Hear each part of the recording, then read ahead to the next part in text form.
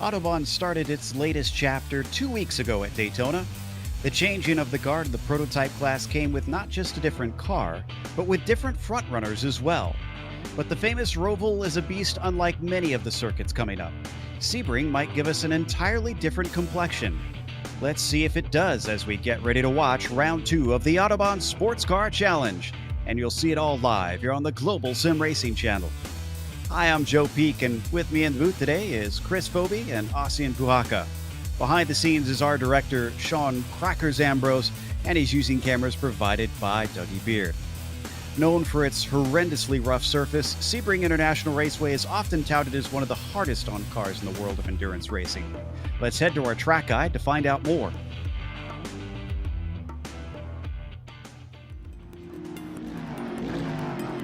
Welcome to Sebring International Raceway.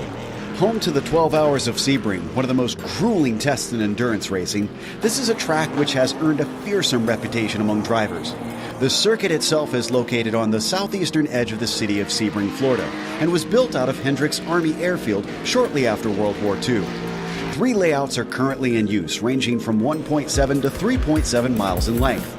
The longest course, which is perhaps the most well-known with it being the one used for the famed endurance race, shockingly still contains portions of the original airfield surface.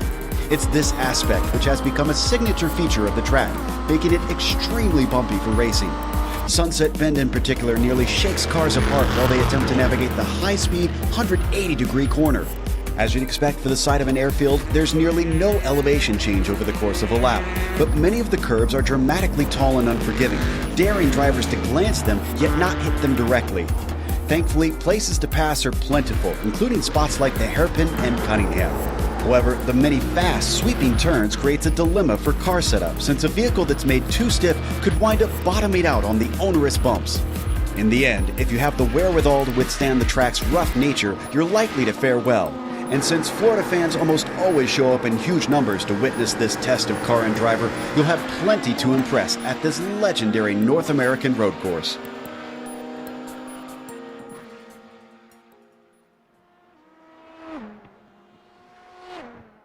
This is a track that has been seen on the schedule and usually in the second race of the season. Pretty often here for Autobahn, but in case we've got new viewers, Ozzy, what is it going to be like out here with 3 different classes all trying to compete at once? Well, you know, Joe, Sebring is one of the best tracks for multi-class racing, but you still got trouble spots. The speed difference in the fast corners, like Sunset Bend and turn number 1, is so big between the LMP cars and the GD cars. And then you got the infamous transition from Cunningham, turn number 10, through 11, 12, and 13 into the tower. There are going to be some people trying to pass into the tower, and that usually doesn't end well. So it's going to take a lot of patience, and it's going to take good traffic management, but there is enough room here to pull it off. We'll certainly see if anybody is able to manage that a little bit later as we get to the racing soon. Before that, we've got the championship, of course. So let's take a look at the points as they sit now, starting off with the prototypes. And up at the top, it is Paul Darling with his victory that is edged away from David Williams, who wound up in second. And then Josh Wolf, who found himself on the podium 2 weeks ago, is in the midst of our top 5. Carter Kundinger with another consistent run like we're getting used to seeing from him for a 4th, and Leif Peterson is the last of our top 5 in the prototype standings. Ozzy, we also have a GT Pro standings, and I believe you've got the update on those.